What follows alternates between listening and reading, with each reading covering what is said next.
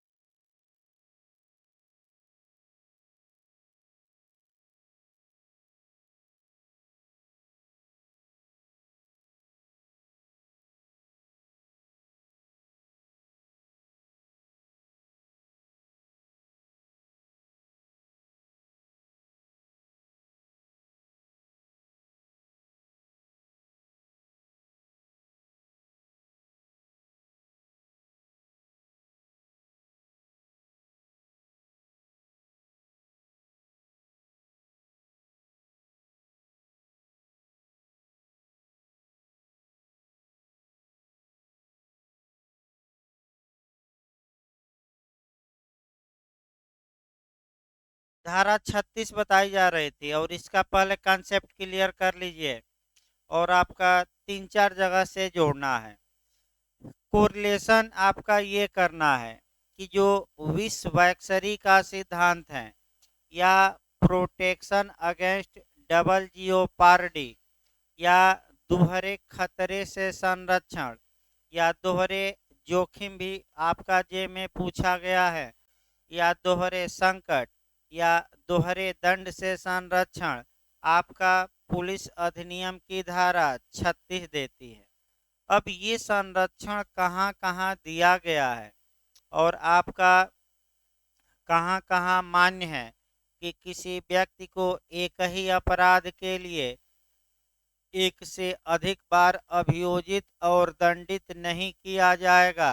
यानी कि न तो उस पर मुकदमा चलेगा, और न वह एक से अधिक बार एक ही अपराध के लिए कन्विक्ट या दोष सिद्ध या दंडित किया जाएगा। अब धारा 36 पढ़ने से पहले ये सिद्धांत जिन कानूनों में जहाँ जहाँ समाहित है, वहाँ वहाँ पहले देखना है। तो चूंकि सबसे पहले हमारा कानून में सर्वोच्चतम कानून है का संविधान है, अतः सबसे पहले हम संविधान में देखेंगे। लेकिन एक जगह हम एकत्र कर ले रहे हैं, उसके बाद एक एक करके देखा जाए। आपका संविधान का अनुच्छेद 20 का क्लाज 2 हम पढ़ेंगे। फिर सीआरपीसी की धारा 300 का क्लास 1 हम पढ़ेंगे इसके लिए। फिर साक्ष्य अधिनियम की धारा 40 पढ़ेंगे, यानी कि एविडेंस एक्ट की धारा 40 पढ़ना है। फिर आपका पुलिस अधिनियम की धारा लास्ट में 36 हम पढ़ाएंगे। 36 में जो प्रावधान है, आपका जो कॉन्सेप्ट ये बताया जाएगा उसी में समाहित होगा। बस मान के चलिए कि 36 बस नाम मात्र का बचा रह जाएगा कि एक बार डायरेक्ट समझाया जाए। आइए अनुच्छेद 20 पर पहले गौर करिए। आपका अनुच्छेद 19 से लेकर और अनुच्छेद 22 तक में आपका स्वतंत्रताएं दी गई हैं, यानी कि फ्रीडम दी गई है। अनुच्छेद 19 से 22 तक में मूल अधिकार हमें दिए गए हैं, और किसका मूल अधिकार दिया गया है, उसको आपका मूल अधिकारों में जो बंटवारा किया जाता है उसमें कहा जाता है स्वतंत्रता का अधिकार। कहाँ से कहाँ तक है? 19 से लेकर 22। इस जहाँ तक ये स्वतंत्रता के अधिकार की बात है, स्वतंत्रता का जो अधिकार है ये मूल अधिकारों का क्रोड कहा जाता है, कुंजी कही जाती है, धुरी कहा जाता है। यानी कि आपका ये कहा जाता है कि स्वतंत्रता मानव के हृदय में निवास करती है। अगर व्यक्तियों की स्वतंत्रता छीन ली जाए, यानी कि उसका हृदय निकाल लिया जाए, तो केवल आपका अगर हृदय निकाल लिया जाए तो मानव मृत प्राणी हो जाएगा। अतः स्वतंत्रता का बना रहना आवश्यक है, क्योंकि ये मूल अधिकारों का क्या कहा जाता है? हार्ट, दिल कहा जाता है, हृदय। इसी में आपका स्वतंत्रता में अनुच्छेद 20 में 20 जो है आपका, इसकी दूसरी विशेषता ये है कि अनुच्छेद 20 और 21 अब इमरजेंसी में भी, राष्ट्रीय आपात में भी निलंबित नहीं किया जा सकता। दूसरी विशेषता है। तीसरी विशेषता, ये बिहार में एपीओ में आया भी था कि कौन सा अनुच्छेद अब निलंबित नहीं किया जा सकता इमरजेंसी में भी, तो कौन सा दो अनुच्छेद है? 20 और 21। अनुच्छेद 20 का जो सिद्धांत है वह केवल क्रिमिनल मामलों में लागू होगा, आपराधिक मामलों में लागू होगा। अर्थात किसी भी अपराध के अभियुक्त को अनुच्छेद 20 तीन मूल अधिकार प्रदान करता है। अनुच्छेद 20(1) में प्रोटेक्शन अगेंस्ट एक्स पोस्ट फैक्टोला, यानी कि कार्योत्तर विधियों से संरक्षण।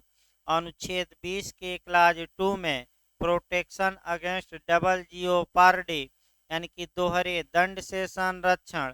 और अनुच्छेद 20 के क्लाज 3 में अभियुक्त को आपका प्रोटेक्शन अगेंस्ट सेल्फ इंक्रिमिनेशन, यानी कि आत्म अपराध रोपण से संरक्षण या आत्म अभिशंसन से संरक्षण। अर्थात किसी भी अभियुक्त व्यक्ति को अपने विरुद्ध साक्ष्य देने के लिए बाध्य नहीं किया जाएगा। तत्पश्चात हमें आना है अनुच्छेद 20 का क्लास 2 आना है। अनुच्छेद 20 का क्लास 2 कहता क्या है कि किसी भी अपराध के अभियुक्त व्यक्ति को एक से माने कि उसी अपराध के लिए एक से अधिक बार अभियोजित और दंडित नहीं किया जाएगा। तो अभियोजित और दंडित नहीं किया जाएगा, इसका मतलब ये हुआ कि वह अभियुक्त एक बार उस अपराध के लिए क्या पाया हो? सजा, और तब अनुच्छेद 20 का खंड बचाव देगा।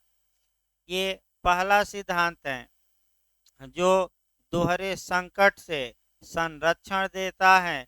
विश्व वैक्सरी से क्या, विश्व वैक्सरी को यानी कि विश्व वैक्सरी से क्या करता है? संरक्षण देता है।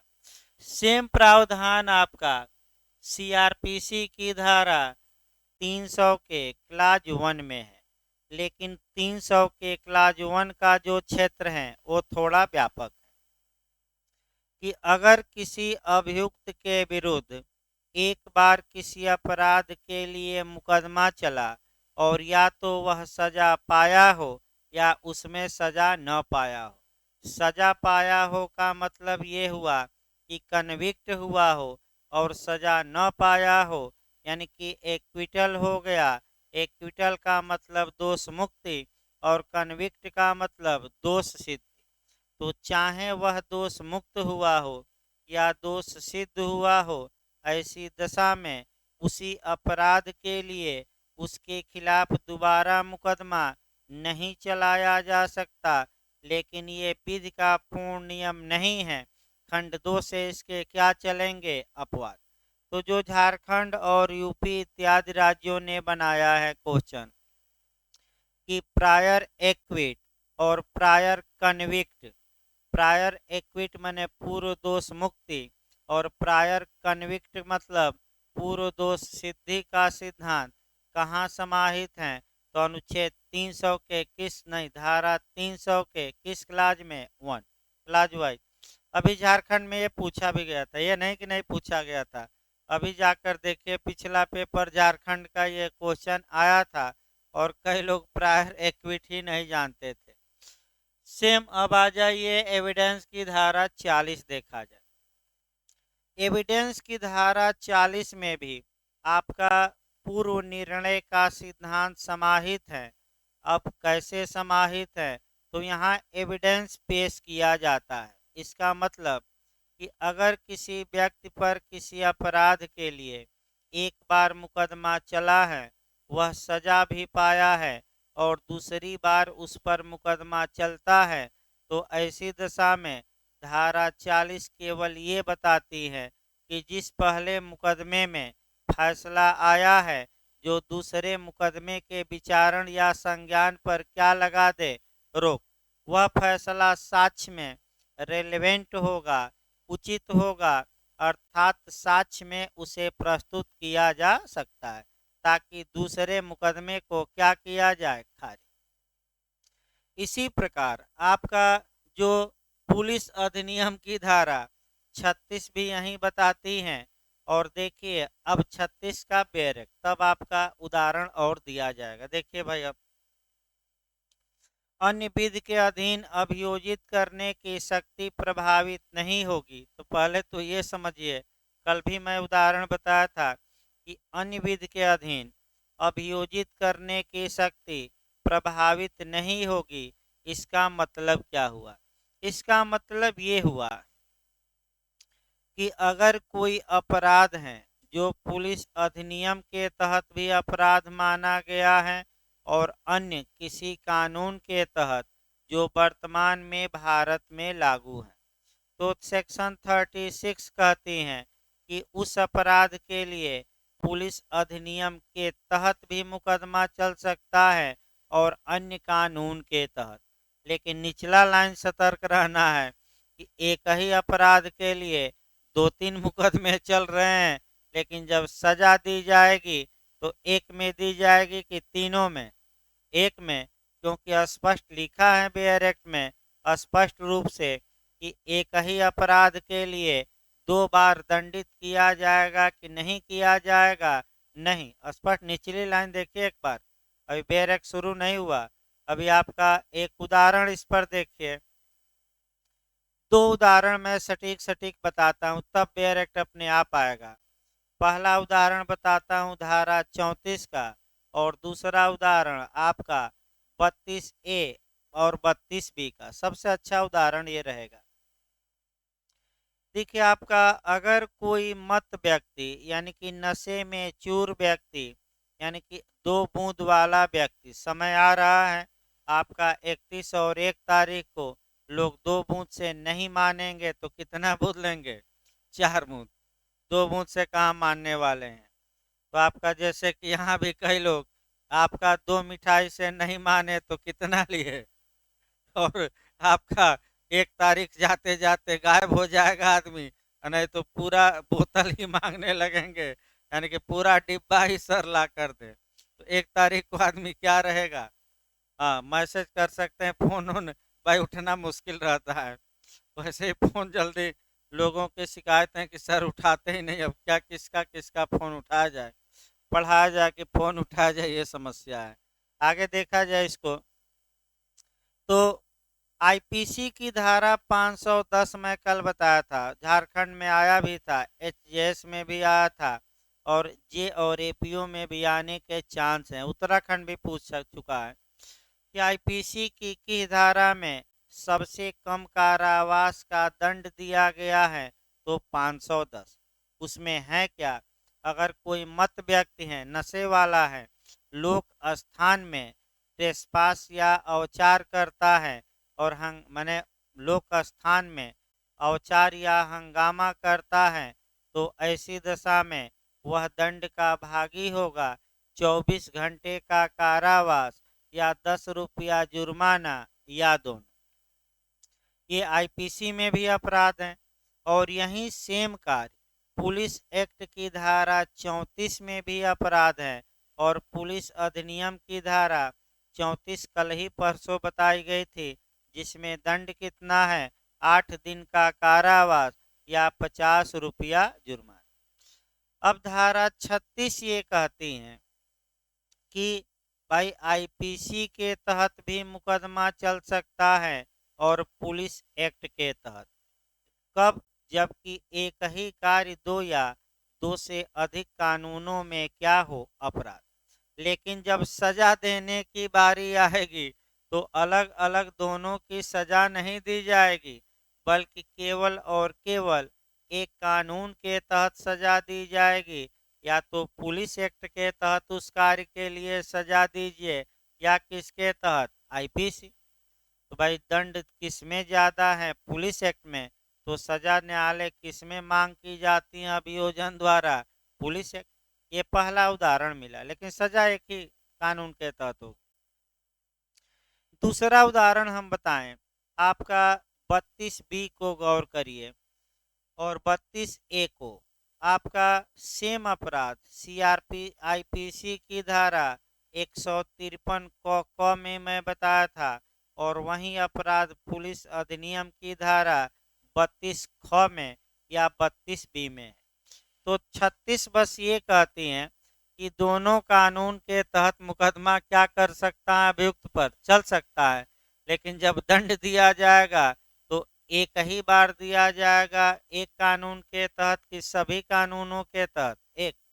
तो किसके तहत दंड दिया जाता है अमूमन, जिसमें सजा क्या हो, अधिक। अब बेयर एक्ट एक बार देख लिया जाए, पूरा तो बता ही दिया गया। देखिए भाई, इस अधिनियम में अंतर्विष्ट किसी बात का यह अर्थ न लगाया जाएगा कि वह इस अधिनियम द्वारा दंडनीय किए गए किसी अपराध के लिए किसी अन्य विनियम या अधिनियम के अधीन अभियोजन किए जाने से या किसी अन्य विनियम या अधिनियम के अधीन इस अधिनियम द्वारा ऐसे अपराध के लिए उपबंधित से भिन्न या उच्चतर शास्ति या उच्चतर दंड के लिए दायित्वाधीन होने से किसी व्यक्ति को निवारित करती हैं मतलब रोकती हैं।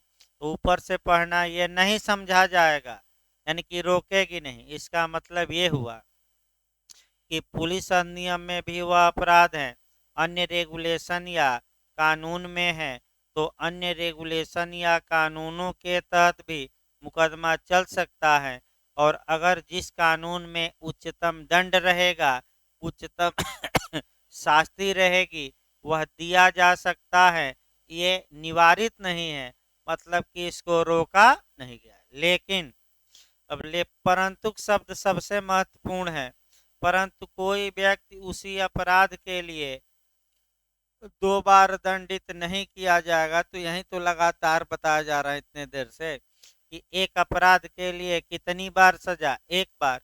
यानी कि ऊपर तो छोड़ दिया गया कि सभी कानून के तहत आरोप लगाइए, मुकदमा चलाइए, लेकिन आपका दंड देंगे तो एक बार देंगे। और दंड आप दीजिए जिसमें कि सजा क्या हो, अधिकतम हो कि कम हो। लेकिन उसी अपराध के लिए आप 2 बार किसी को दंडित, इसी को कहते हैं प्रोटेक्शन अगेंस्ट डबल जियोपार्डी। तो एकदम शुद्ध रूप से कहाँ कहाँ से जोड़ा गया, याद किए। संविधान के किस अनुच्छेद से, 22 आपका सीआरपीसी 300 का कौन सा क्लास 1, और एविडेंस 40, और पुलिस अधिनियम 36। आइए 37 देखिए।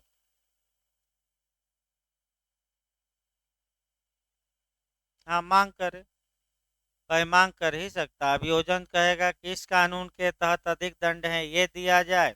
अभियुक्त कहेगा कि कम से कम दिया, वो तो हमेशा मांग करेगा भाई। वो तो कहेगा भर्त्सना करके ही छोड़ दिया जाए।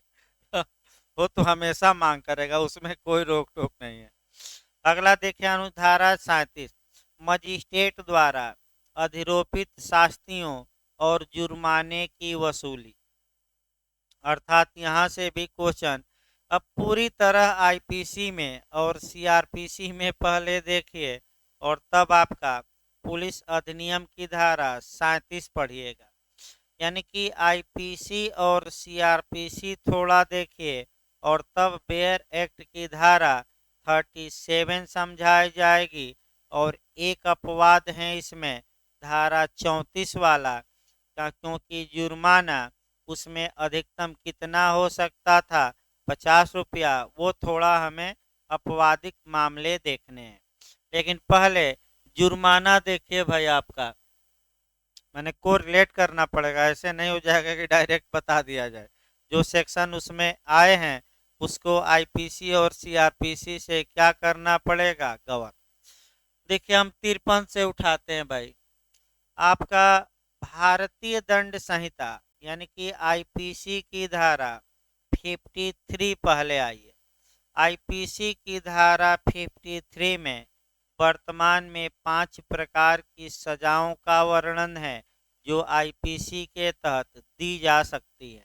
मृत्युदंड पहला, दूसरा आजीवन कारावास, तीसरा आपका कारावास चाहे सादा या कठोर, चौथा जुर्माना, संपत्ति का,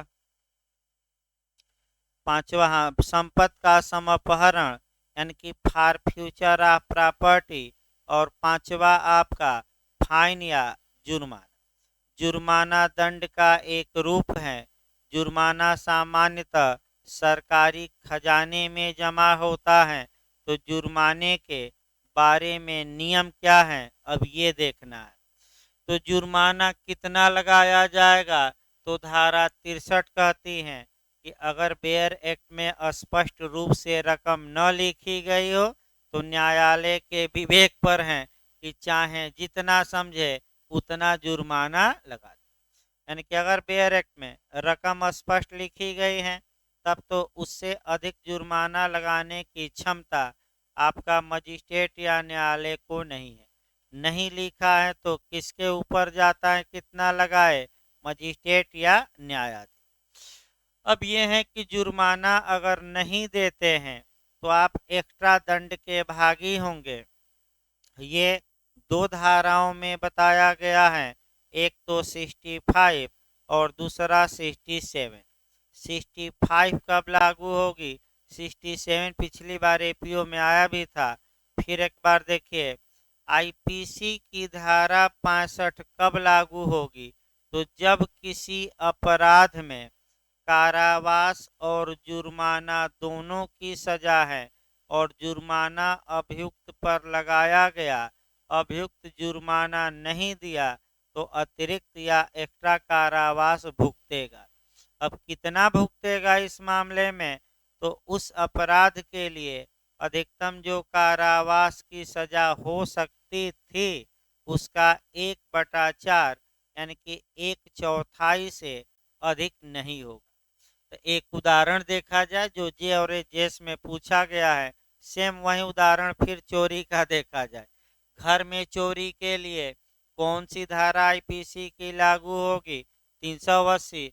अधिकतम दंड कितना है, 7 वर्ष। और मान लीजिए एक को दंडित किया गया घर में चोरी के लिए, 1 महीने का ही दंड दिया गया और जुर्माना कितना लगाया गया, तो मुख्य कारावास कितना हो गया, 1 महीना। अगर जुर्माना 5,000 ए अदा नहीं करता तो जुर्माना न देने के एवज में ए को एक्स्ट्रा कारावास भुगतना पड़ेगा। अब ये है कि 5,000 रुपया ए नहीं दिया तो एक्स्ट्रा कारावास 1 महीने के अलावा और अधिकतम कितने दिन के लिए उसे जेल में रखा जा सकता है, तो वह अवधि यहाँ से गवर्न करिएगा। जो उस अपराध के लिए अधिकतम सजा हो सकती है उसके कितने से अधिक नहीं होगा, 1/4। यानी कि 7 वर्ष का हम क्या निकालेंगे, 1/4। तो इसको महीने में कन्वर्ट कर लीजिए तो कितना महीना, 84। और 84 का चौथा भाग यानी कि कितने माह हो गया, 21। यानी कि इस उदाहरण में अगर 5,000 रुपया जुर्माना ए अदा नहीं करता तो वह अतिरिक्त कितना दंड पा सकता है जुर्माना न देने के बदले, 21 महीना इस उदाहरण में। लेकिन ये नियम कब लागू होगा, जब अपराध कारावास से भी क्या हो, दंड नहीं। लेकिन जिन अपराधों में केवल फाइन या जुर्माने का दंड है उसमें नियम अलग चलेगा और उसके लिए आईपीसी की धारा 67 काम करेगी। कौन सी धारा? देखिए भाई, अब एक कोई उदाहरण लीजिए आईपीसी में जहां की केवल जुर्माने का दंड हो, कारावास न हो। तो मैं बताया था भले याद न हो, 290 ही लेते हैं। 290 में अधिकतम कितना जुर्माना है? 200। मान लीजिए कि ए एक अभियुक्त है और उस पर 200 रुपया जुर्माना लगाया गया और वह जुर्माना नहीं दे रहा है और ये अपराध केवल और केवल किससे दंडनीय है? जुर्माने से। इसमें कारावास का दंड नहीं है। देख लीजिए, इसमें किसका दंड नहीं है? तो ऐसी दशा में अब नियम अलग चलेगा। नियम आपका पहला नियम है कि जुर्माना न देने पर ऐसी कंडीशन में, जेस में भी पूछा गया ये, जो कारावास अतिरिक्त होगा वह केवल और केवल सिंपल होगा, यानी कि सादा होगा, साधारण, यानी कि जेल में काम नहीं कराया जाएगा। तो सादा होगा कि कठोर की? दोनों। तो यहाँ क्या होगा? केवल सादा, रट कर जाइए। और निम्न माप मान के अनुसार होगा। तो अगर 50 रुपया या इससे कम का जुर्माना था, नहीं दिया तो कितने महीने? 2 महीने। 50 रुपया से अधिक लेकिन 100 रुपया तक जुर्माना है तो कितने माह नहीं दिया? तो 4 महीना। और 100 रुपये से अधिक जुर्माना है तो मान लीजिए कोई अपराध केवल जुर्माने से दंडनीय था, 1 करोड़ जुर्माना था, 1 करोड़ जुर्माना नहीं दिया तो अधिकतम सजा कितनी मिलेगी? 6 माह। भाई इसके अधिक तो जा नहीं सकता। कितनी अधिकतम? 6 माह। चाहे 2 लाख हो, 100 रुपया से जैसे ही ऊपर गया तो आप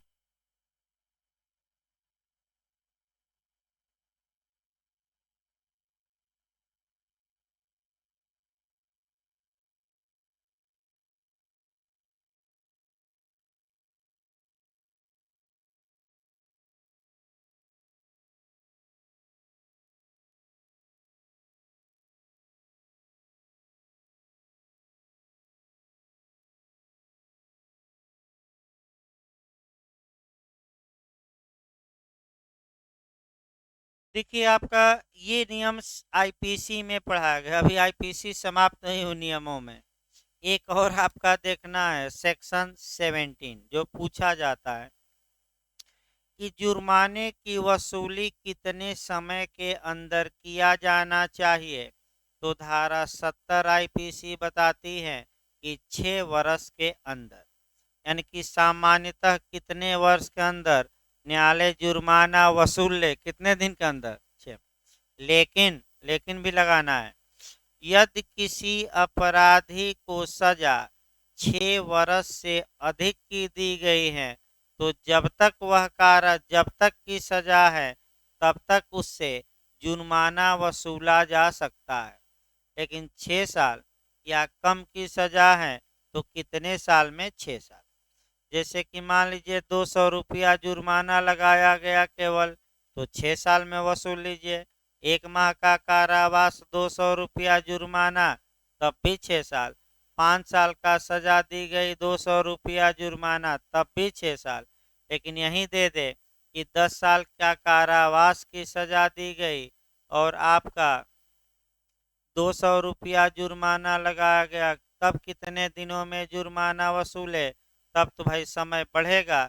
जितने दिन की सजा उतने दिन में 200 रुपया क्या किया जाएगा? वसूला जाएगा। अब आइए पुलिस एक्ट की अवधारा सही रहेगी भाई, अब आपका समझ में आएगा और दिमाग में बैठा रहे जितना चीजें हम बताएं, तभी आपका धारा 37 आएगी। देखिए, मजिस्ट्रेट द्वारा अधिरोपित शास्तियों और जुर्मानों की वसूली। देखिए, आईपीसी 1860 की धारा 64 से लेकर 70 तक के दोनों धाराओं सहित मुख्य मुख्य चीजें बता दी गई हैं।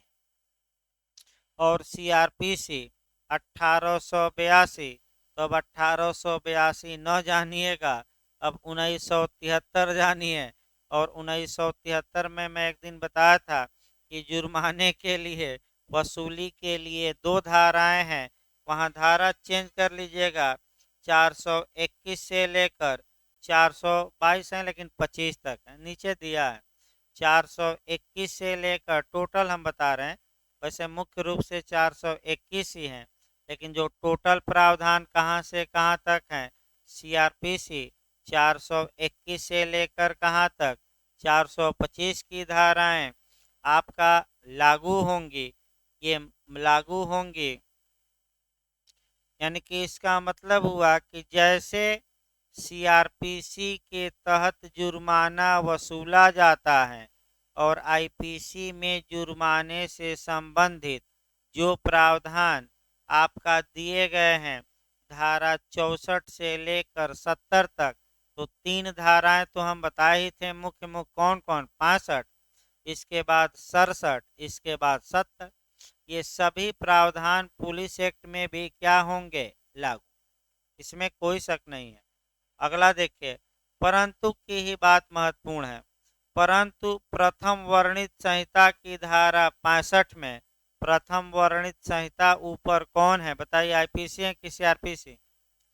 तो आईपीसी की कौन सी धारा, 65। 65 में क्या था, फिर एक बार देखिए, अगर कोई अपराध कारावास और जुर्माना दोनों से दंडनीय है और अपराधी जुर्माना नहीं देता, तो उस कारावास के जो उस अपराध के लिए अधिकतम सजा हो सकती है, उसका कितने से अधिक दंड नहीं दिया जाएगा, 1/4, मैंने 1/4। अब यही है कि जो परंतुक हैं ये अपवाद हैं आपका, और मैं बताया था कि किस सेक्शन का, मैंने कौन सा सेक्शन अपवाद में रखा गया है, धारा 34। तो 34 में फिर एक बार बताइए, आपका कितना कारावास और कितना था, तो आपका 8 दिन का कारावास और या कितना जुर्माना। तो अब आइए 34 पर आइए, मान लीजिए किसी अभियुक्त को 50 रुपया का जुर्माना लगाया गया, तो अगर आईपीसी के नियम से चलते हैं तो ऐसी दशा में आपका 8 दिन का अधिकतम कारावास है, उसका 1/4 हम निकालेंगे तो कितना दिन होगा, 2 दिन। लेकिन परंतु मतलब अपवाद है, और स्पष्ट कहा गया है कि जो धारा 65 का 1/4 का नियम है, ये पुलिस अधिनियम की धारा 34 में लागू, यानी कि 1/4 नहीं, 50 रुपया नहीं दिए तो 8 दिन पूरा, 1/4 अब नहीं, देखिए अब बैरक की भाषा।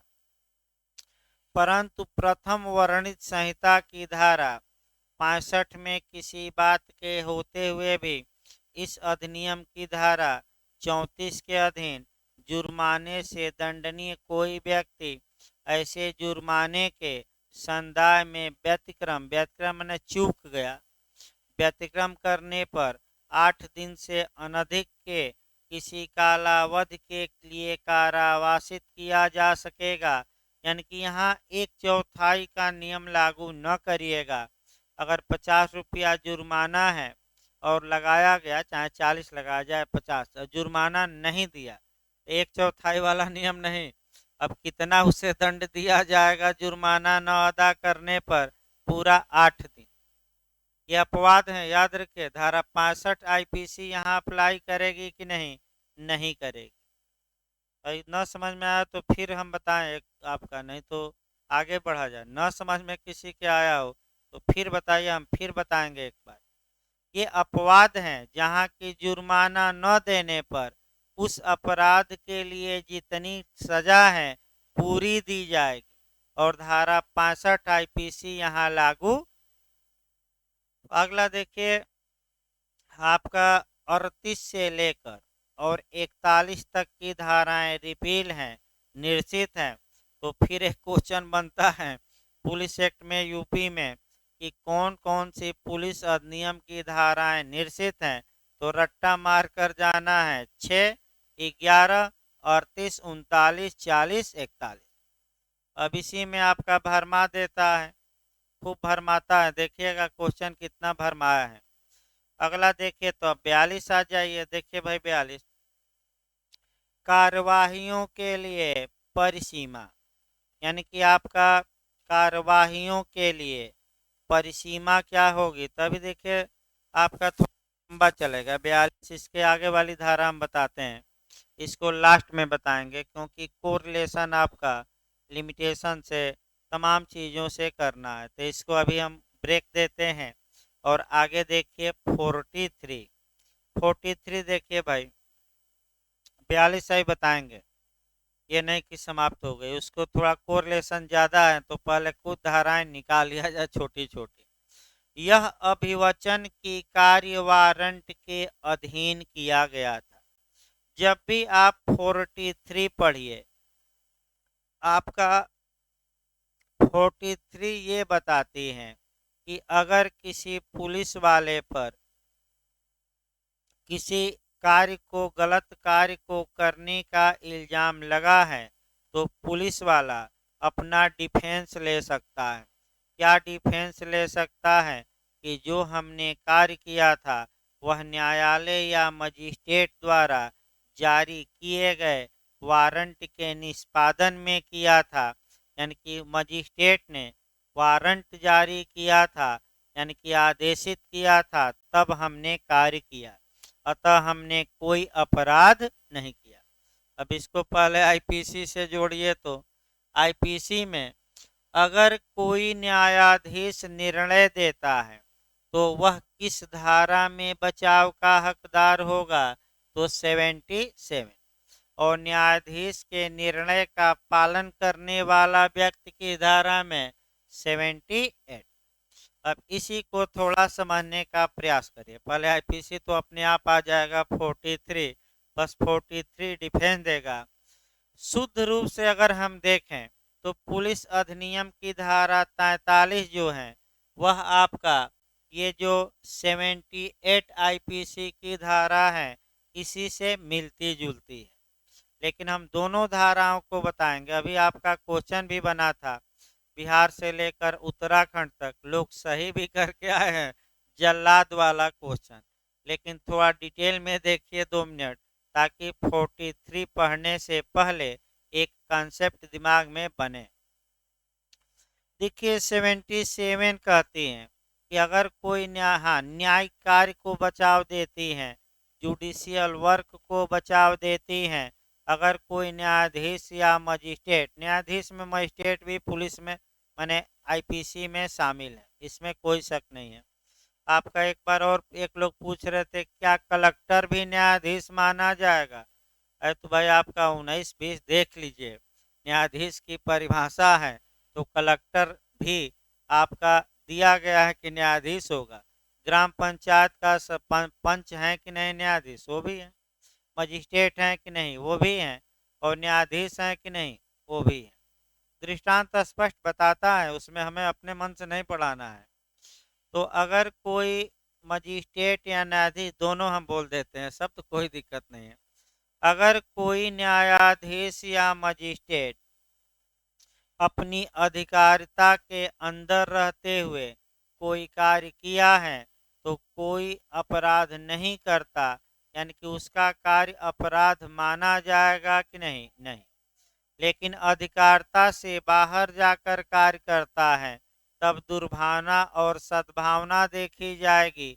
अगर जुडिक्शन से बाहर चला गया, यानी कि अल्ट्रा वायरस कार्य किया, तो सद्भावना में किया तो बचाव मिलेगा और दुर्भावना में किया तो बचाव नहीं मिलेगा।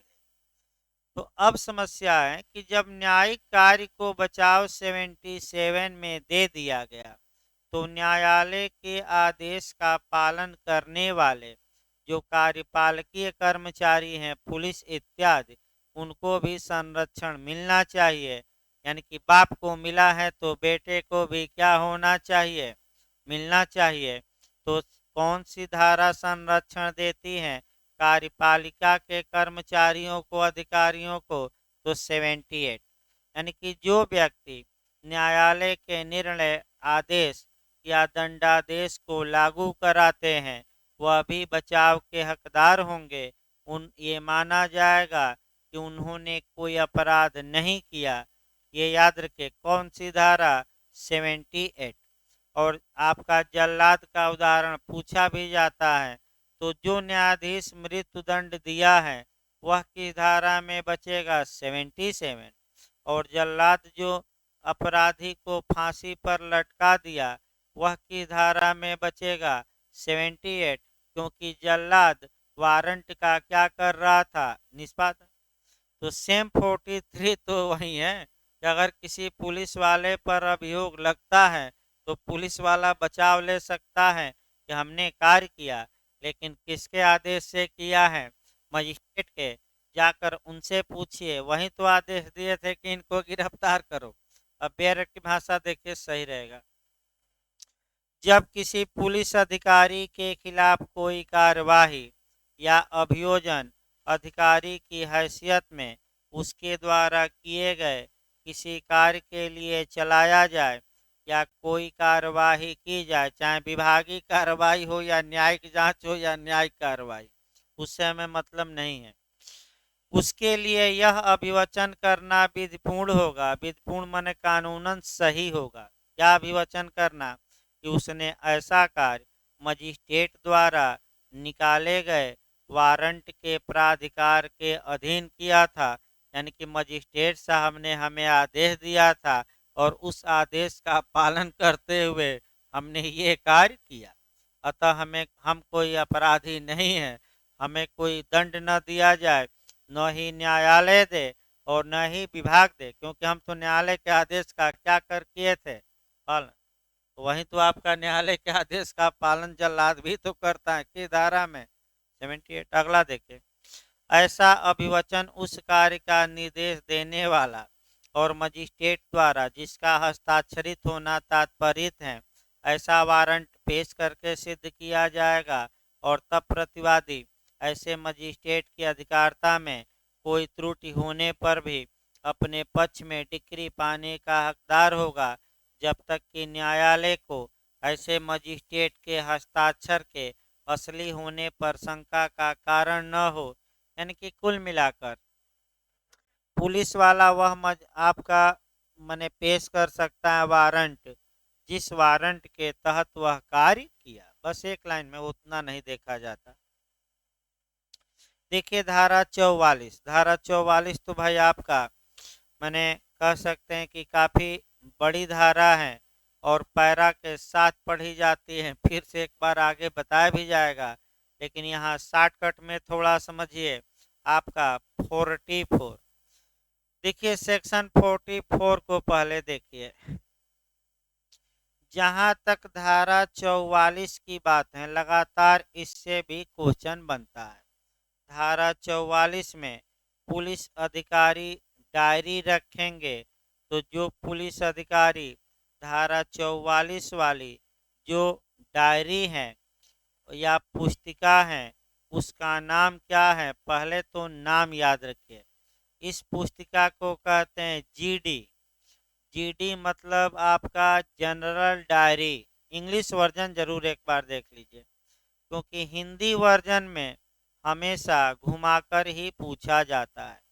कभी काल स्टेशन डायरी, तो कभी साधारण डायरी, तो कभी आपका माने सामान्य डायरी दे देता है, तो कभी आपका, लेकिन इंग्लिश वर्जन एक बार जरूर देखिएगा कंपटीशन में क्या लिखा रहेगा। जनरल डायरी, शॉर्टकट में जीडी कहा जाता है। रोजनामचा आम, उर्दू में रोजनामचा आम कहा जाता है। अब ध्यान, तो दो डायरियां होती हैं, दोनों को आपको एक साथ पढ़ना है।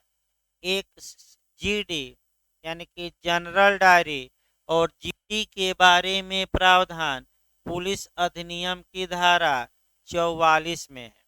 और एक होती है सीडी।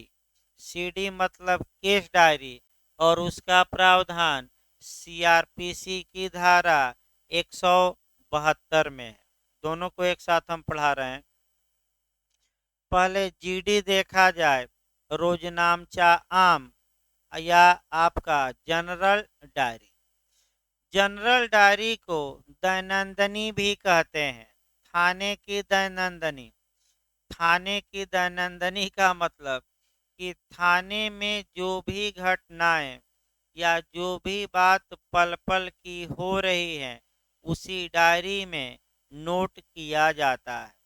एक मुहर्रिर रहेंगे, हेड मुहर्रिर, और पूरा बड़ा रजिस्टर रहता है, उसी को लेकर बहुत बड़ा बना रहता है। मेज बनाइए या आपका बना दिया जाता है दीवार पर ही प्लास्टर करके, जाएंगे तो बहुत बड़ी दीवार रहेगी, माने बहुत बड़ा ये रहेगा ऊंचा स्थान। कुर्सी लगाकर हेड मुहर्रिर बैठे हैं और हमेशा पेन क्या करते हैं, चलाते रहते हैं। तो आखिर इतना पेन क्यों चलाना पड़ता है, यही आपको समझना है। तो एकाएक जो थाने की आंतरिक गतिविधियां हैं उस जीडी में दर्ज की जाती है। अब 5-6 तो बताना ही पड़ेगा कि क्या क्या दर्ज हो जाता है।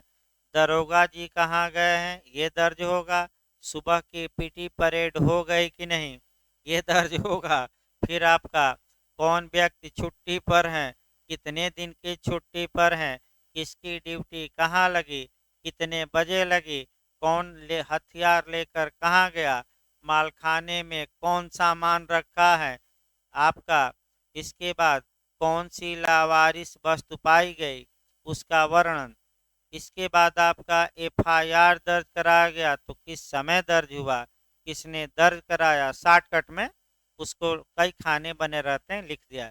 एनसीआर दर्ज कराया गया वो लिखा जाए। जितने लेटर आते हैं बाहर से सबकी एंट्री रहती है, आप देख सकते हैं। आपका लेटर जो थाने पर भेजे हैं किस तारीख को रिसीव हुआ है उसी डायरी में मिल सकता है। यानी कि इसका मतलब ये हुआ कि जो इसके बाद कितना कोष आया, सरकार से मिला, कहाँ से मिला, कौन आपका गड़ा धन मिल गया, सब बातें उसमें क्या की जाती हैं, लिखी जाती हैं। इसी को हम क्या कहते हैं, रोजनामचा आम। और आपका कैसे लिखा जाएगा तो पैरा में डिटेल में मिलेगा। अब यह है कि भाई जीडी का एविडेंशियल वैल्यू क्या है। तो जीडी न तो सारवान साक्ष्य है न ही संपोषक साक्ष्य, बस न्यायालय इसका हेल्प ले सकता है। हेल्प का मतलब ये हुआ कि सहायता ले सकता है कि क्या जीडी में ये बातें दर्ज की गई। अब याद रखिए जब तक जीडी में दर्ज न हो जाए तब तक आपका पुलिस फंसेगी नहीं। जैसे कि एक उदाहरण फिर देखिए, एक आदमी था उसका वाहन आपका पकड़ा गया तो पुलिस वाले भी इंतजार करते हैं 2-4 घंटा 10 घंटा कि कोई वाहन का स्वामी आए और थाने से ही कुछ ले देकर क्या किया जाए, मामला निपटा दिया जाए। क्योंकि एक बार जब जीडी में वह चढ़ गया तो भाई अब न्यायालय से ही छुड़वाना पड़ेगा। दूसरी बात, अगर कोई व्यक्ति गिरफ्तार करके आया तो भाई थानेदार का कर्तव्य है कि वह जीडी पर चढ़वाए कि कहाँ से गिरफ्तार हुआ, आपका कब पकड़ा गया, कब थाने पर लाया गया, कब मेडिकल चेकअप हुआ, इत्यादि चीज़ें। लेकिन इसमें भी बदमाशी होती है और लिखते हैं नहीं 4-4 5-5 दिन और पकड़कर थाने में क्या किए रहते हैं, बंद। अभी मामला काफ़ी गंभीर भी हुआ था, आया था पेपर में भी। इलाहाबाद के एसएसपी साहब थे और पकड़कर एक बल मैंने 17-18 साल के लड़के को 4 दिन से रखा गया था। 3-4 माह पहले की घटना है। तो आपका और एसपी से लोग बात किए तो एसपी कहे कि जो उखाड़ना हो उखाड़ लेना, हम छोड़ेंगे नहीं। तो आपका कोर्ट से हम नहीं डरते, तो हाई कोर्ट ने तलब किया था। क्या किया क्या नहीं, डांट फटकार लगाया होगा कि तुम बड़े हो गए हो, डांटा होगा। तो व्यक्तिगत रूप से हाजिर होने का आदेश हाई कोर्ट ने दिया। आपका याचिका दायर की गई हैबियस कार्पस की, तुरंत छोड़ने का आदेश दिया गया और एसपी को तलब किया गया कि व्यक्तिगत रूप से क्या हो। अब वो है कि अंत में माफ़ी मांग लेते हैं।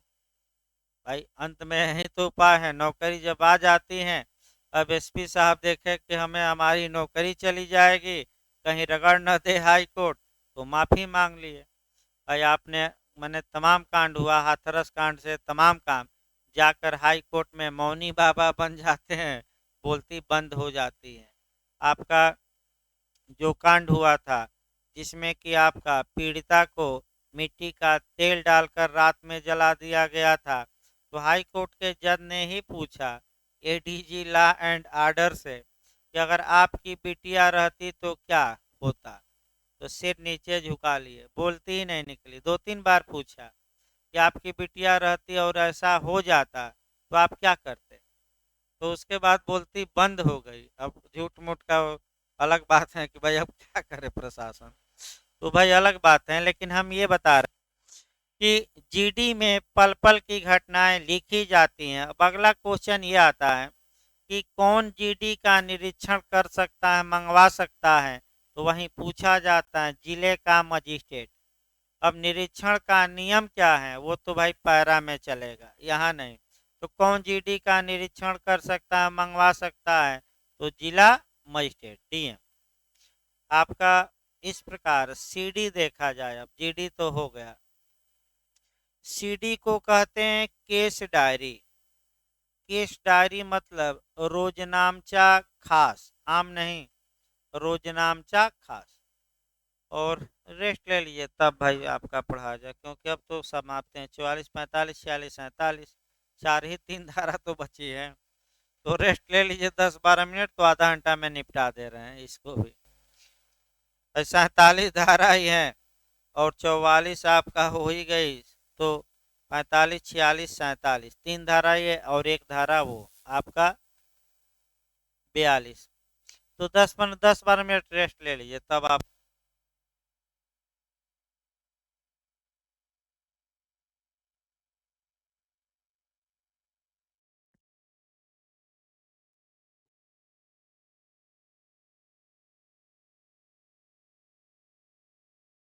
Hello, hello. देखिए जो लोग ऑनलाइन पढ़ रहे हैं भाई उनके लिए भी सूचना दी जा रही है। शाम वाला क्लास आपका कल से 2 तारीख तक बंद रहेगा और 3 तारीख को खुलेगा। यानी कि और जो सुबह क्लास चलता है वो कल तक चलेगा और परसों से आपका बंद रहेगा 2 तारीख तक। और आपका 3 तारीख तक आपका जो चलता था उसी हिसाब से चलेगा। देखिए आपका जीडी बताई गई, अब सीडी थोड़ा समझिए।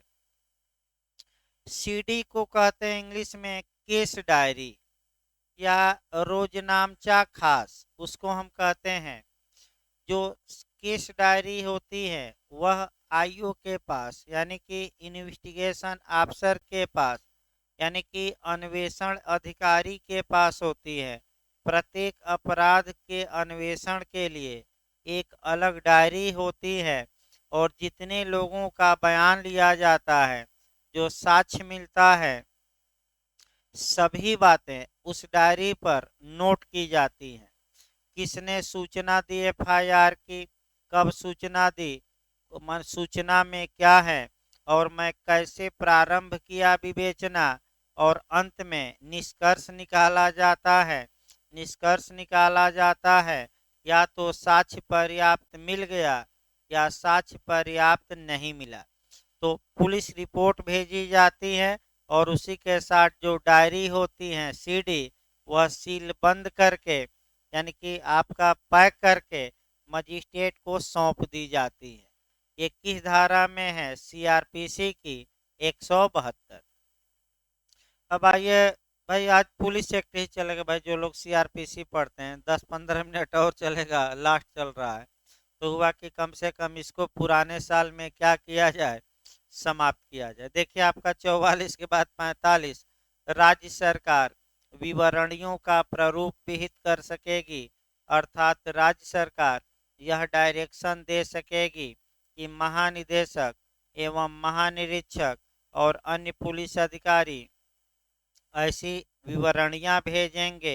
यानी कि राज्य सरकार को समय समय पर कितना अपराध हुआ, क्या हुआ, कितने लोग गिरफ्तार हुए, कितने लोग जमानत पाए, एक प्रारूप में किसको भेजेंगे, राज्य सरकार को आपका पुलिस महानिदेशक भी भेजेंगे, महानिरीक्षक भी, और जिले से भी जाता है। एसपी साहब भेजते हैं इस आपका इस महीने में कितने अपराध हुए, कितने एफआईआर हुए इलाके में, क्या क्या हुआ। तो किस प्रारूप में भेजा जाएगा, इसका निर्धारण कौन करेगी, राज्य सरकार। किस धारा के तहत? 45। 46 आइए, अधिनियम की परिधि देखा जाए। ये जो 46 हैं, ये शुरुआती दौर में ही मैं बताया था। फिर एक बार एकदम प्रारंभिक तौर पर बैक होना है, कानून का निर्माण कराना है। परिधि यानी कि एरिया, पहले कॉन्सेप्ट क्लियर करिए। देखिए 22 मार्च 1861 को यह कानून केंद्र ने बनाया, यानी कि संघ ने बनाया, यानी कि अंग्रेजी सरकार में जो केंद्र थी वह बनाया। चूंकि पुलिस व्यवस्था राज्यों का विषय है और इस पर कानून किसने बना दिया? संघ ने। अतः राज्यों को ये छूट दी गई कि राज्य चाहें तो इस कानून को पूरी तरह लागू करें, चाहें तो कुछ संशोधन करके लागू करें, यानी कि इसको लागू करने के लिए राज्य बाध्य नहीं है। ये याद रखिए, इसी को परिधि कहा जाता है। राज्य चाहें तो आपका इस कानून को और अच्छे से लागू करने के लिए नियम भी बना सकते हैं, रूल भी बना सकते हैं, रेगुलेशन भी बना सकते हैं। और उत्तर प्रदेश राज्य ने इस धारा के प्रावधानों का सहारा लेकर उत्तर प्रदेश राज्य में, यानी कि उस समय संयुक्त प्रांत कहा जाता था, संयुक्त प्रांत में किस तारीख को यह कानून लागू कर दिया? उसी दिन, यानी कि 22 मार्च 1861 को। और उत्तर प्रदेश राज्य ने आपका 1861 में ही, चूंकि नियम बनाने की शक्ति राज्य सरकारों को है, तो रेगुलेशन बनाया। और 1861 का रेगुलेशन आज भी चल रहा है। इस धाराओं के बाद वही पढ़ना है जिसमें 37 अध्याय हैं, 554 पैरा हैं। पैरा को धारा ही समझिए। पैरा कितने हैं? 554। और अध्याय कितने हैं? 37। तो ये अधिनियम की परिधि कही जाती है। तो लागू करने के लिए राज्य इस कानून को बाध्य हैं कि उनका विवेकाधिकार है। और नियम बना सकते हैं कि नहीं? राज्य आपका बना सकते हैं। आपका किस धारा के तहत राज्य सरकार को पुलिस एक्ट के किस धारा के तहत रूल या रेगुलेशन बनाने की शक्ति दी गई है? तो आप मारेंगे धारा 46। देखिए अब बेरक सही रहेगा, देखना।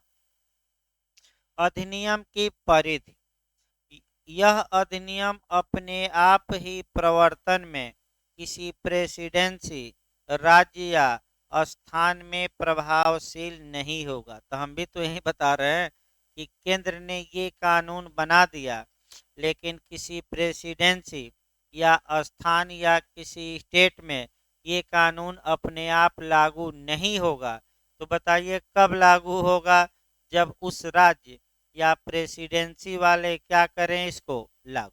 ये कौन सी धारा है? 46। बहुत महत्वपूर्ण है ये। अगला देखिए। किंतु राज्य सरकार राजपत्र में प्रकाशित किए जाने वाले आदेश द्वारा इस संपूर्ण अधिनियम या उसके किसी भाग का विस्तार, यानी कि चाहे पूरा कानून या कानून का कुछ हिस्सा, किसी प्रेसिडेंसी, राज्य या स्थान पर कर सकेगी। और वह संपूर्ण अधिनियम या उसका उतना भाग जो ऐसे आदेश में विनिर्दिष्ट हो, तदनंतर ऐसी प्रेसिडेंसी, राज्य या स्थान में प्रभावशील होगा। तो बताइए इस कानून को लागू करने की जिम्मेदारी किसकी है? राज्यों की। राज्य चाहे तो पूरा लागू करें या कुछ, लेकिन क्या जारी करके? नोटिफिकेशन। कल बताया गया था सीआरपीसी में भी नोटिफिकेशन। खंड 2 देखिए। जब यह संपूर्ण अधिनियम या इसका कोई भाग इस प्रकार विस्तारित कर दिया जाए, यानी कि राज्य सरकार अपने राज्य में उसे क्या कर दे? इस कानून का कुछ भाग या इस कानून का पूरा भाग विस्तारित कर दे, मतलब लागू कर दे, तब राज्य सरकार क्या कर सकती हैं?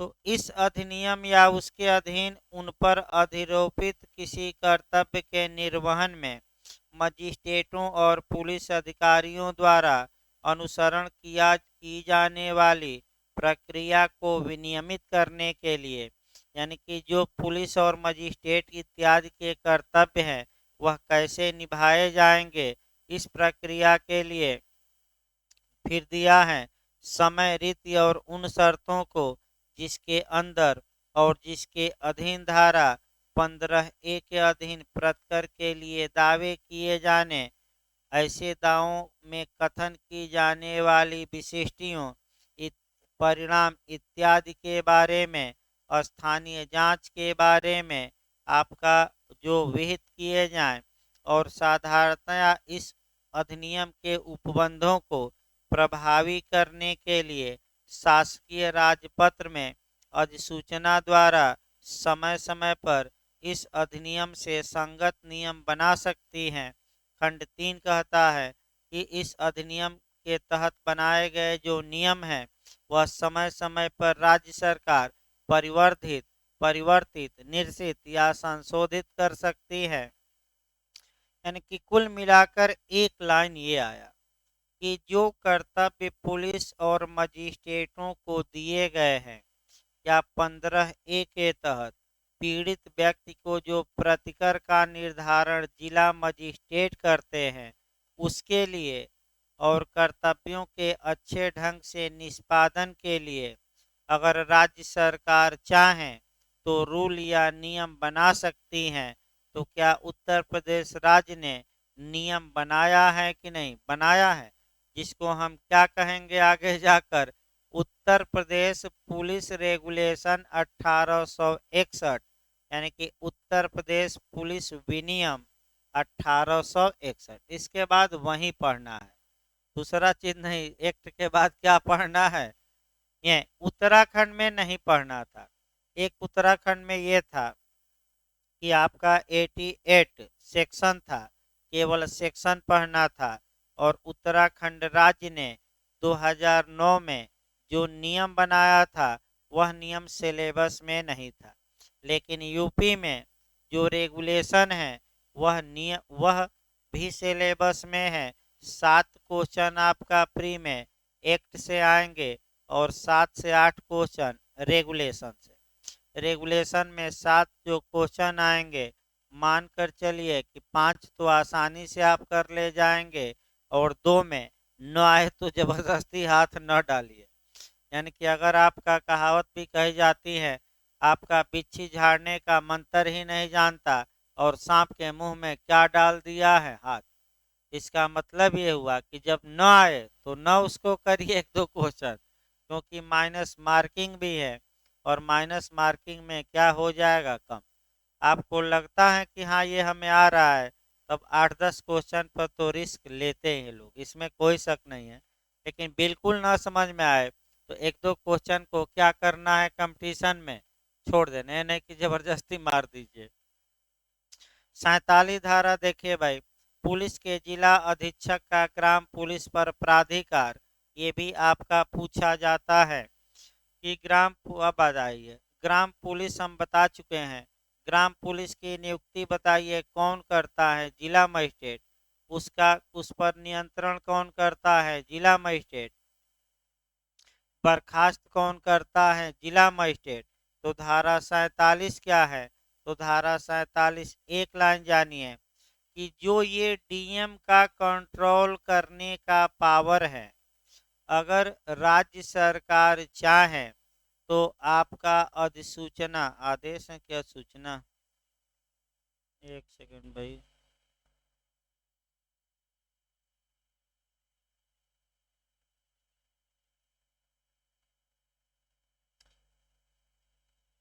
घोषित कर दे लिखा है, घोषित कर मैंने आदेश द्वारा, मैंने अधिसूचना नहीं लिखा है, घोषित कर दे। राज्य सरकार अगर चाहे तो इस बात की घोषणा कर सकती है कि जो कंट्रोल ग्राम चौकीदार पर डीएम का है वह कंट्रोल कौन करेगा, आपका एसपी या जिले का आपका जिला अधीक्षक, जिला पुलिस अधीक्षक।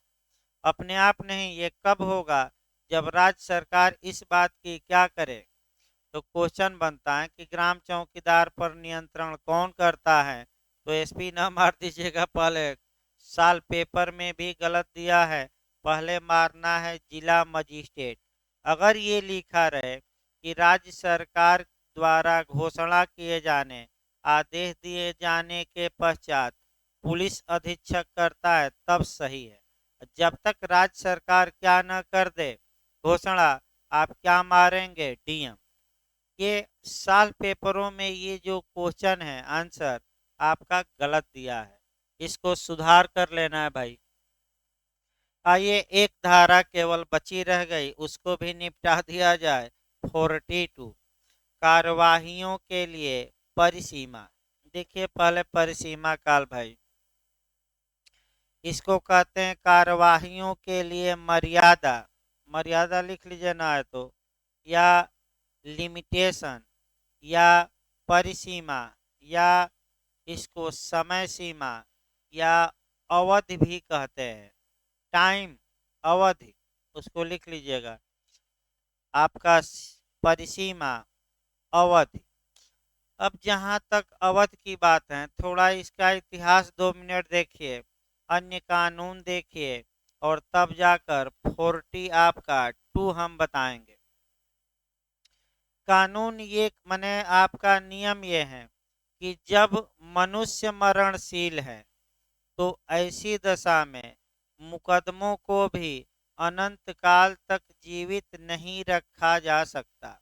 इसका मतलब ये हुआ कि एक सीमा लगानी पड़ेगी, जहाँ की अगर कोई व्यक्ति उस सीमा के अंदर अपनी कार्यवाही को प्रारंभ नहीं करता तो उसकी कार्यवाही प्रारंभ करने का अधिकार तो बना रहेगा, लेकिन उपचार का अधिकार समाप्त हो जाएगा। तो इसका मतलब ये हुआ कि सामंड जूरिस्प्रूडेंस में हम देखें तो सामंड के शब्दों में विधि जागृत की सहायता करती हैं, सुषुप्त की नहीं। जो सुषुप्त रहता है तो ये लिमिटेशन एक्ट उसको सुषुप्तावस्था में डाल देता है और अधिकार बना रहेगा, लेकिन उपचार क्या करता है? समाप्त। अब आइए एक उदाहरण देखा जाए। पहले उदाहरण हम देखते हैं संविदा अधिनियम का। पहला उदाहरण हम किसका देखते हैं? ए ने बी से संविदा की 1 जनवरी आपका 2012 को की, और आपका ए ने बी से संविदा की और ए संविदा भंग कर देता है।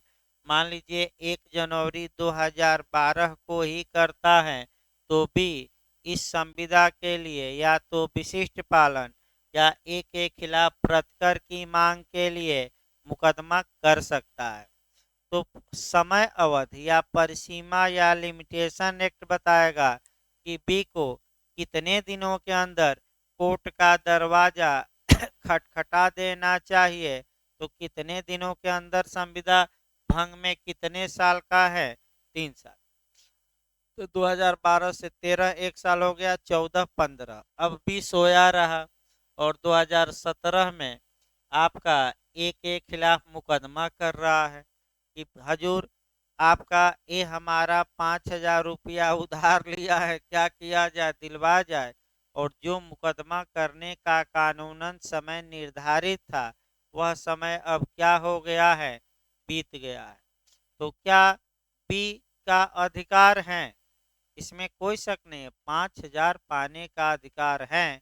अगर ए दे दे तो बी रख ले, लेकिन आपका रेमडी, रेमडी मतलब कोर्ट में जाकर और ए से 5,000 वसूलने का जो ये अधिकार है, जिसे कि उपचारात्मक अधिकार, द्वितीयक अधिकार कहते हैं, अब बी का ये अधिकार क्या हो गया है? समाप्त।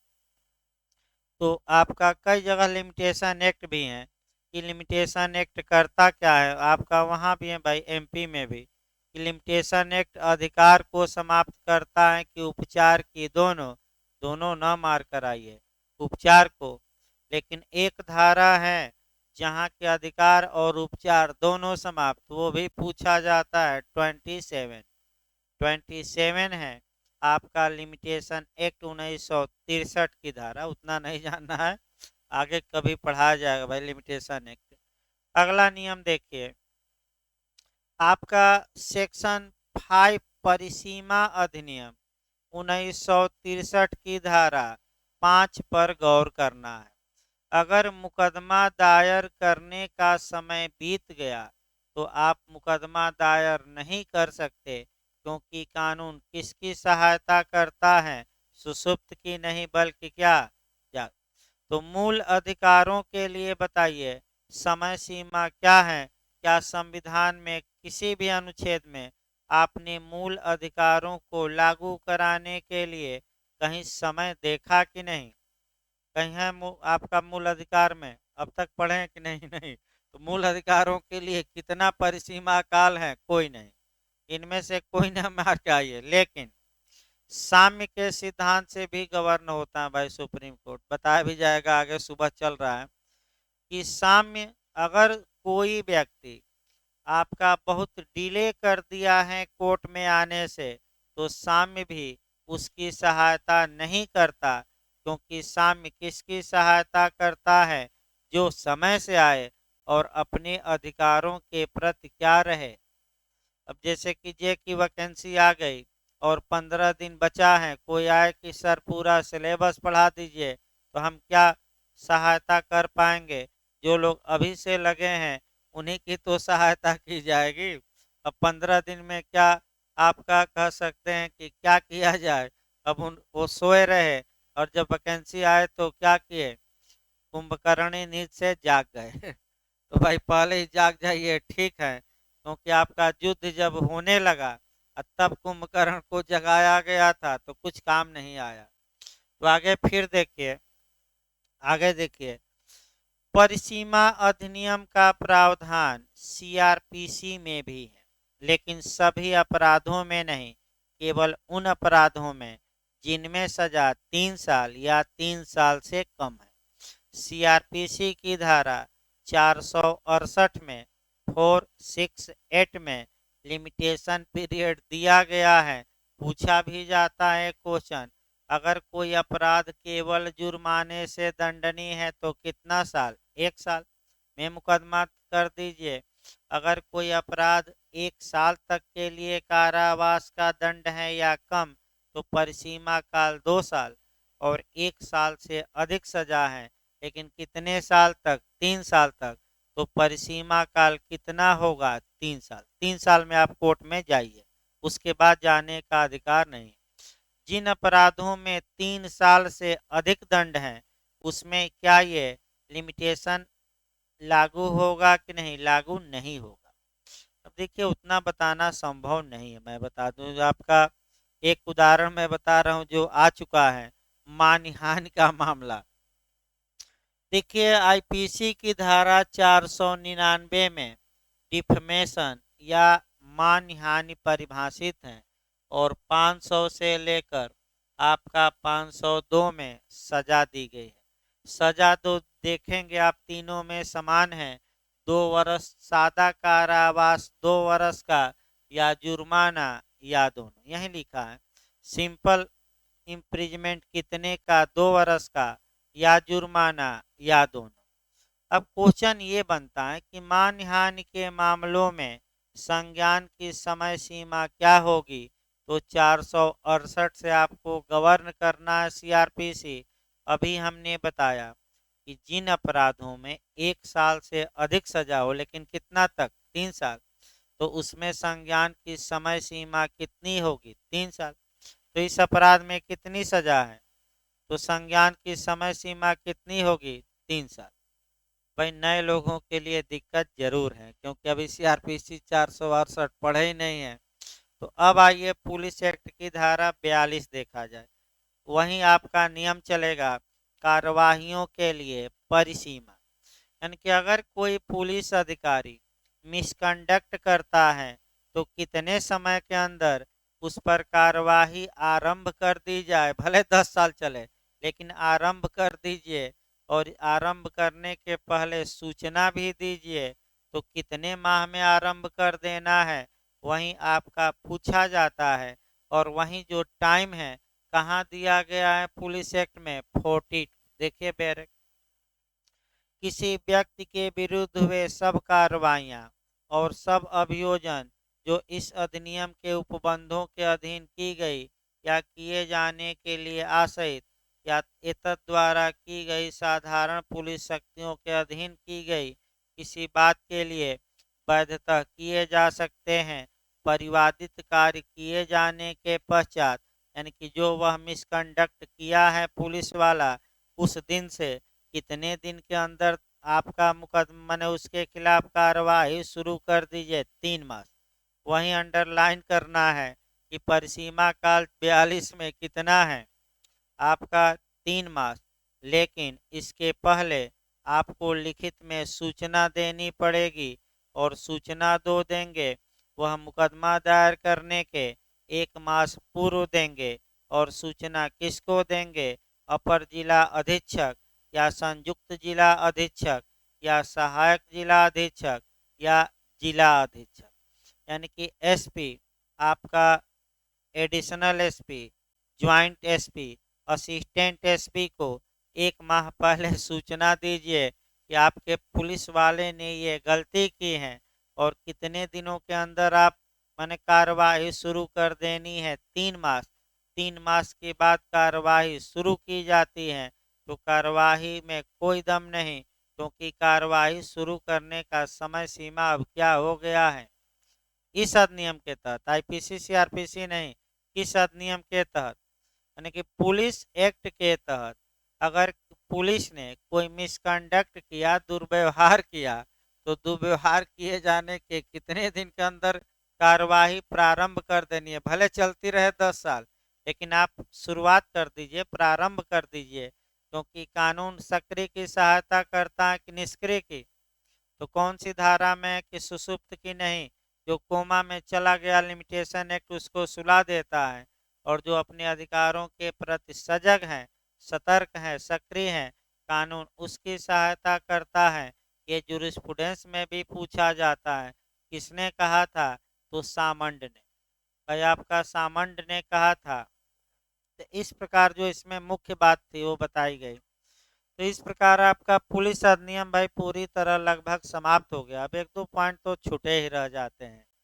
अब 99% हो गया, 1% के लिए कुछ नहीं किया जा सकता। तो भाई अभी से नए साल की आप लोगों को बधाई। और आपका फिर मिलेंगे हम नए साल में आपका। और 3 तारीख को क्लास खुलेगी, 3 तारीख को फिर आपका हाँ हाँ सुबह क्लास है, शाम को कल नहीं है। कल सुबह क्लास है, शाम वाली बंद रहेगी। शाम वाली क्लास कल से ही 2 तारीख तक बंद रहेगी। और आप लोग भी अपना घर और जाना हो तो घूम आइए, क्योंकि उसके बाद वैकेंसी आ जाएगी, उसके बाद हाय तौबा मच जाएगी। हाँ हाँ सुबह चलेगा कल। जाना है क्या दिल्ली? आप तो अति कर दिए हैं भाई। मैंने कब बंद हो जाए यही मना रहे हैं कि कब बंद हो। यानी कि जैसे गिद्ध होते हैं, देख लीजिए उदाहरण भाई, गिद्ध होते हैं वो मंडराते रहते हैं, और कब कोई जानवर मरे कि हम क्या करें, चोंच मारें। तो उसी प्रकार ये है कि कब क्लास बंद हो, ताकि हम दिल्ली क्या करें। अब इस बात की जांच चल रही है कि ये बार बार दिल्ली क्यों जा रहे हैं। जांच जांच पूरी हो जाएगी, निष्कर्ष आ जाएगा, मैंने सच्चाई की जांच चल रही है, निष्कर्ष आ जाएगा। अगर जो संदेहास्पद स्थिति में क्लियर हो जाए तो अब ये मिठाई खिलाएंगे, और अगर जांच में सत्यता नहीं पाई गई तो जांच को वहीं एफआर लगाकर क्या किया जाएगा। अब वो अलग बात है कि प्रोटेस्ट पिटीशन 2-4 इनके भाई साथी दे सकते हैं कि आपने सही निष्कर्ष, भाई यही तो होता है, पुलिस एफआर लगाती है। तो आपका